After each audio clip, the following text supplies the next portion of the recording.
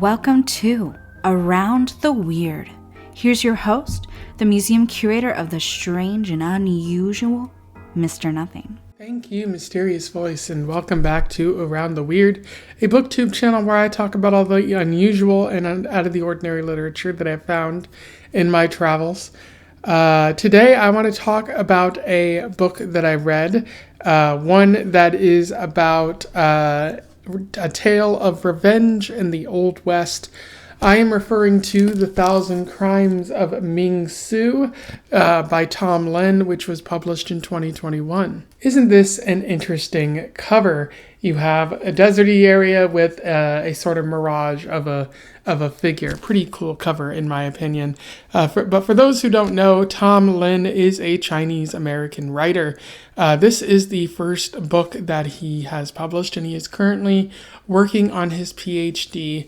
And he teaches at a university in California, and wouldn't you know, that is my university, and it seems that we are co-workers. I do hope that I run into this Tom Lin at some point, so I can tell him that his book was pretty good, as I very much enjoyed that, or enjoyed it. And there's a few things that I have a problem with, but for the most part, it was pretty high quality, and the ending it really packs a wallop, which is what I always look for out of books. Like at least, like it has to be good throughout, but you especially need to nail the ending, which I think Tom does here. This is the only book that Tom has ever written, but I'm very much looking forward to seeing if he writes any more. But without further ado, let's talk about The Thousand Crimes of Ming Tsu. I will spoil this book in the analysis section, but not in the summary section. So if you're interested in this book, go out and read it and come back. But other than that, we can march forward with a summary and a analysis. So The Thousand Crimes of Ming Tsu focuses on Ming Tsu. It begins in media res in the middle of the story, of course, as he is hunting for the men who done wronged him. As it appears, as Ming tells it, he was dating the daughter of a railroad tycoon, and the railroad tycoon found out and didn't want his daughter being seen or having a romantic relationship with a Chinese man, and so he gathered a group of men to basically beat him up and then take him out of the house and be tried for some trumped up charges. And he was sentenced to work on a railroad gang with a group of other Chinese men. And he did that until he managed to escape. But at the start of the story, we see that he kills a man named Judas Ambrose in a duel, and he kills another man named Ellis while he hides amongst a group of Chinese railway workers, and he manages to kill Ellis in a bit of surprise. He's joined in his journey by a man named the Prophet, who can foretell the future. In some instances, he's correct, but whether or not he's truly prophetic and not merely just guessing based on behavior or whatnot remains to be seen. But Ming uses him to sort of guide him on his journey. He's also joined by a group of circus folk led by a ringmaster, and all of these people seem to have miraculous abilities, such as a deaf mute who can project their voice into the people's heads, and just other people who can sort of manipulate people's emotions and whatnot, which they do against Underweary. They're not doing it against Ming. And Ming even protects these people against an ex-priest who believes they're blasphemous. He kills them, as he does kill a lot of people throughout this story. And Ming ends up developing a relationship with a woman named Hazel. However, he's hesitant to fully commit to this because he's heading towards California, to Sacramento to reunite with his lost love, Ada. And although there's questions about whether she still wants to be with him or if she's moved on. But Hazel tries to encourage Ming to stay with her, but he's a little bit hesitant to engage in that relationship. Although they do have sex and seem to get intimate together, which is pretty nice for them. And along the way, they all travel together. The circus is going to Reno, so Ming joins them as sort of like a bodyguard of sorts. And in a city called Winnemucca, Ming executes the sheriff because the sheriff heard that Ming was coming and assumed that a random Chinese man was Ming, even though he was an innocent man. And as Ming executes him, he says, "Make sure you hang the right man next time." Sort of a righteous, pretty cool moment in this story. And then he makes his way to Unionville, where he executes another man named Dixon. And then, as they continue their journey, the ringmaster develops consumption and dies, and that breaks apart the circus. Again, Hazel tries to convince Ming to stay in Reno, but he is adamant that he doesn't want to do that. And then the rest of the story takes place as Ming heads to California. What happens when he reunites with Ada? You should go out and read it and find out.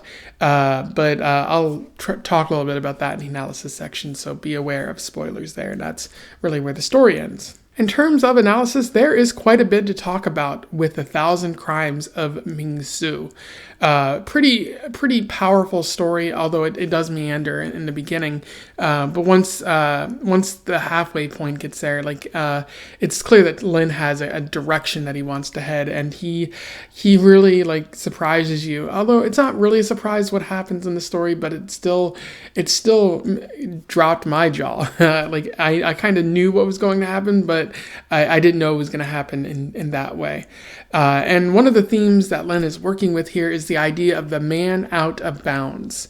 As the prophet says, Ming is a man with an uncertain fate. He's a man out of bounds, which just means the prophet can't really see his future. It's a bit undetermined because Ming was supposed to die at one point, presumably with after being caught by the tycoon's men. They were going to kill him, but Ming managed to escape his death, and so now it seems like his fate is sort of undecided. That's a moment where he should have died, but now he's left without any real purpose. He can affect others' fates, but it's undetermined what is really going to happen to him. Not to say he can't die, according to the prophet. It's just Ming has to be very careful and very set in how he goes about things. Otherwise, his future will become a bit murky. Of course, because he has this no real purpose, he's sort of defined himself by a new kind of purpose. Ever since he was taken away from Ada, his goal has been to get back to Ada, to get revenge against the people what done wronged him, as they say in the Old West. But in doing so, now he's entirely driven by revenge. It's all he can think about. It's the only action that he sets forth on. He wants to go from the Utah territory back to Sacramento, and he wants to kill the men who hurt him in the way, and there's no other purpose in his life, which seems hollow and very sad. Imagine if your life was decided entirely by revenge. That one, you might argue, that might not be a life worth living, and I think Ming comes to realize that near the end of the story. Allow me to read you an interesting quote from this. He thought he might have felt rage or fury or loss, but no heat passed through his body and no ache torqued his chest. He was spent. Ada's face hardened, and she steadied the barrel of the scattergun, and he felt his movement smooth and pure and practiced. The same movements he had made countless times before, his body answering to the vagaries of an evaporating obligation, a gun bucking in a hand that seemed no longer his own. The rage was gone out of him. The lust for revenge, everything was gone out of him. And that's a really fascinating quote because it's at the end of his journey. He's killed the men who were protecting Ada from him, because as we come to find out, Ada told her father about Ming because they were in love, but she was also deeply afraid of him because he was a hired killer through no fault of his own. He didn't want that life. That life was kind of thrust upon him, and she kind of orchestrated this entire thing by accident by calling upon these men, at this point, Ming comes to realize his entire lust for revenge, his entire sort of like purpose throughout the story, it has been for naught, because he gets his revenge, but it doesn't get him what he wants. And in fact, unfortunately, he ends up killing Ada because she has a gun trained on him. She's afraid of him, and he has to defend himself in his eyes. So he kills her, and it's deeply saddening that he's brought to this point that all he has is for revenge. And at that point, like, what do you do afterwards? What is left for Ming? That's a really good question. Like, you would think that a man who gets his revenge would have something in mind, but it doesn't really seem like he has anything. He's just a vessel of nothingness now, one could argue.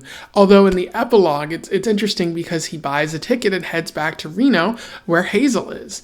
And like, you could say he's found a new purpose, a new journey to go on that isn't built on revenge. But given that, he's just killed a bunch of men and he's a wanted man, isn't he going to be even like in more trouble in Reno now? Like, isn't he going to bring trouble to Hazel's doorstep? Like, it seems like this is viewed as sort of an optimistic ending, that there's a better life for him, but it's really a downer ending for Ming, and it's going to be a horrible ending for Hazel, because Ming has brought nothing but suffering. He's brought the 1,000 crimes that he's committed against humanity to another person's doorstep. I also like the hellish atmosphere that Tom Lin creates. Lin depicts the West as a grim wasteland, very similar to what Cormac McCarthy does in Blood Meridian. It's hot. Like, look at the cover. This man looks like he's in a vague sort of hellish kind of place as the sun sets, but it also looks like the fires of hell. It's a place that you wouldn't really want to be in, where there's storms and it's frozen at times, and Ming has to fight to survive, and he's being hunted by a great many people in this story, whether it's the law or the just people who he's wronged in some way. And this atmosphere kind of depicts Ming's dark view in his actions. He's committing murder. He's murdering a bunch of people. He's harming the people who cross his path. And he's filled with an insatiable desire for revenge. He wants to get back to Sacramento because he was deprived a happy ending. He was a hired killer who found love, but in the end he had to continue being a killer. And that's kind of reflected in the way that he sees the world. One has to wonder, does the world actually look like this, or is it just what's inside Lin's mind? And an even bigger question did Ming originally die? Did Ming die at any point in this journey, and now he's in a sort of purgatory or a sort of hell, reliving this quest for revenge and never feeling satisfied? Like, you can see that in a way, like, he was deprived of the happiness of a reunion with Ada. Will that be the same thing to Hazel? Is he destined to forever go on this journey in this underworld, in this purgatory, as punishment for whatever crimes he committed on Earth? You could make an argument for that. I'm not sure that's exactly where Tom Lin is heading, but it's kind of there in the writing and in the setting that he creates. I also like how Tom Lin uses memory and lies in this story, how Ming Tsu remembers a very positive relationship with Ada, but when he finds her, he comes to find out that she was terrified of him the whole time, and he views the being taken away from her as like a horrific event, but Ada was kind of happy and moved on with her life at that point. Did Ming Tsu kind of know this the entire time? Or was he actually under the belief that did he see the world that way? Like, was he truly deluded? I think Tom Lin kind of leaves it up in the air there. There's also real racism in this story. Ming Tsu is a Chinese man. He has internalized racism that he feels towards the other Chinese and himself. And there's a lot of very real violence and racism enacted against him because of his race. And it's definitely reflective of how the West was, very exclusionary toward the Chinese and discriminatory. And that's a very important element, I think, to maintain in this story. And then you have Ming as the anti-hero, which I think Tom Lin does a great job of describing. Ming is not your traditional Western hero who fights against the bad guys and saves the day. He indiscriminately kills. Like, even before we find out the reveal at the end of the story, which makes him a huge anti-hero, like, he's killing lawmen left and right, killing like a train conductor in order to avoid being discovered because he's a wanted man. It's an effort to protect himself, which is kind of noble, but he's also just killing these people who have entire lives and are only trying to follow the letter of the law, which, again, the letter of the law is pretty racist, and he was done wrong, but he was also a killer the entire time. So there's a whole bunch of factors there. But Ming is the anti-hero, and I like how Tom Lin doesn't strive to create that stereotypical Western, which you could argue is something else I talked about recently with Il Gran Silencio, The Great Silence, which was another subverted type of Western story. Of course, there's a couple problems with this story. It is kind of slow to open up, kind of feeling bare bones at a variety of places, because it seems like most of the story focuses on Ming hunting these men, moving from hunting to hunting, not really dwelling on too much in between, except for when he gets to like the last half of the story, and then there's a stronger focus on Ming's internal sort of state. But in that beginning, it could be hard to get into. And then I do think that the ending is maybe a little too bleak. One, because he kills Ada. Like, that's a very extreme kind of happening. And he also just orphans this Ada's child, who she had with another man. So very horrifying things. But it's even worse because he's going back to Reno, and he's presumably going to end up with Hazel. And what terror is he going to bring her? I feel like this twist is a very interesting, and it fits within the story, but it creates a very bleak sort of ending to the story, which, while appropriate, does prevent me from maybe fully recommending it to everyone, because you're going to end up with a bad time and feel worse off for it. But maybe that's what art is supposed to do to you at times. You're leaving you feeling emotions means it did its job. Anyway, those are my thoughts on The 1,000 Crimes of Ming Tsu by Tom Lin. Pretty good book. Definitely a very strong start to 2021. And I feel like if this is where I'm starting, I can't wait to see where I go from here. Definitely something that might be an early contender for the best of the year, but it's probably assured I'm going to read some better things, especially because of the way this story starts off pretty slow. But I do recommend it to you out there if you're looking for some Western subversion, or, a good story of Western violence or something like that. I'm also lucky because I picked this up from my local library as a random read, so I didn't know I was in for a treat. Go patronize your local libraries. They might have fun and interesting kind of niche stories that you might not get in many other places. If you read this before, you simply want to comment on something I said here, do so below. Let's have a discussion about The 1,000 Crimes of Ming Tsu.